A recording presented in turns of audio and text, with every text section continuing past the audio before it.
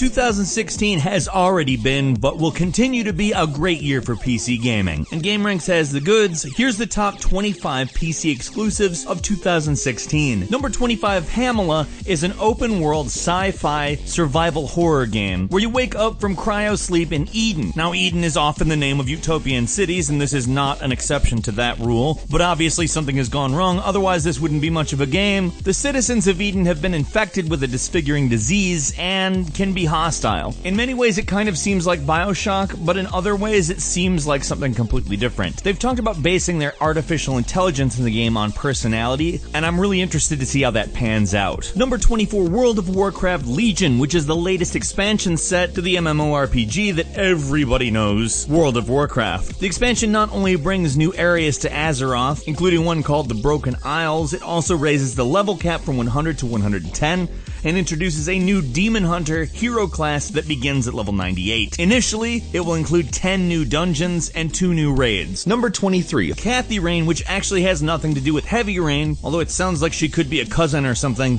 is actually a point-and-click adventure game that people have been raving about. Kathy Rain really looks like a 90s adventure game, albeit a little bit more detailed and perhaps slightly more modern in style, but it brings so much of what made adventure games in the 1990s great to a new generation. On top of that, the story's great, the voice acting is superb, and I'm just really stoked to see somebody make a game like this again. Number 22, Dreadnought is a space combat simulator that places you in a commander role of a larger spaceship, so kind of like an Armada-style game, albeit in space. The game promises to have some very tactical battles and a lot of customization, as well as some interesting and more in-depth features like power regulation, allowing you to sort of manage your ship in a way that's more like one might expect a commanding officer to. The game's currently in closed beta, and I've heard good things, and it seems like a very unique title. Number 21, Overfall is this incredibly interesting mix of a few different types of game that essentially comes out to be a turn-based tactical RPG combined with a visual novel. You can fight or befriend foes, you can ally with various different races, there's some supernatural stuff to deal with, and it all takes place in a procedurally generated world. I really enjoy the art style. It's kind of both new school and old school in one, and it does such a good job nailing so many different things that you might want out of a game, all in one very well put together package. Number 20, Black Desert Online is an extremely detailed MMORPG with an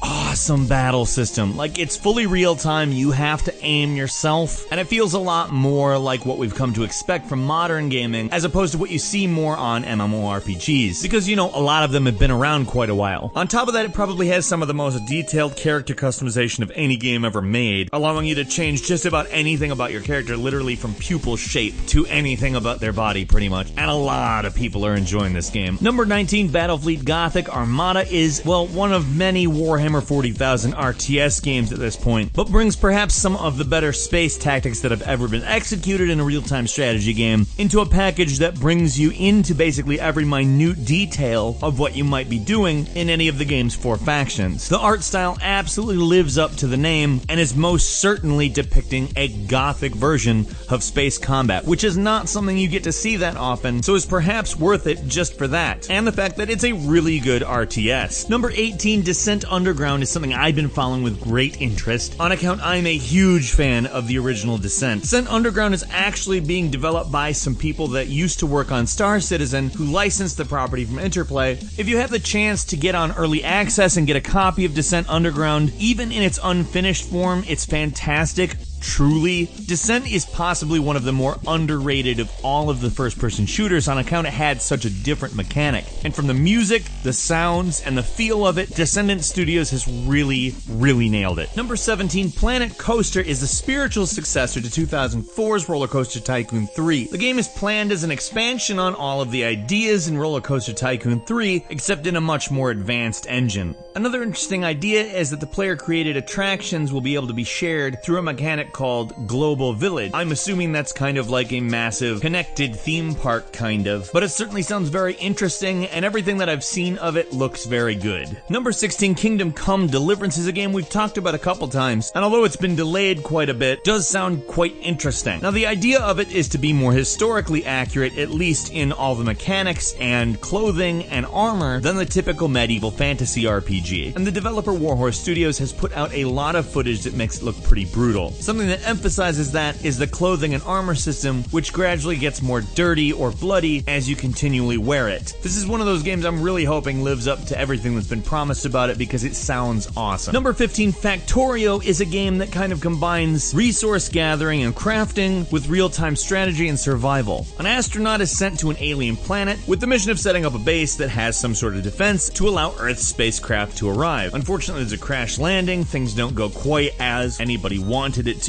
and the hostile alien fauna continually ramps up its defense of its natural habitat as you continue to build. It's a really interesting combination of several different ideas. The Steam Early Access version of it is great, and I can't wait for the final. Number 14, if you like Diablo, you'll probably like Grim Dawn, which had been in development for over 6 years. Everything that you could basically want out of a 40 to 50 hour action RPG, you get out of Grim Dawn. The aesthetic is a little bit reminiscent of Diablo, but I can't help but continually notice all these little stylistic things that just make it its own. I'm particularly a big fan of the spell effects in this game, and really just anything. It's a great game. Seriously, try it out. Number 13, Hearts of Iron 4 is the newest and most advanced entry into the Hearts of Iron series. The game is going to feature both competitive and cooperative cross-platform multiplayer for up to 32 players, and promises to be the most detailed of the grand strategy games based on World War II that Paradox Interactive has been putting out for well over a decade. Number 12, Mount and Blade 2 Bannerlord. Bannerlord is a prequel to the previous game Mount and Blade Warband and takes place during the decline of the Calradian Empire, and is meant as an analog of how the Roman Empire fell and the early European kingdoms formed. Now, what I think is so interesting about this game is that it's an action RPG where a lot of games with that type of a plot end up being real-time strategy. And I think that Mount and Blade Warband is a unique enough game that if you play it, you might get a good idea of what you're going to see here. I enjoyed it a lot, and I have a feeling that this is going to continue that tradition. Number 11, Divinity Original Sin is an RPG, and the sequel to the really well-loved 2014 title. Now, if you played the original, you probably know kind of what they're going for at very least,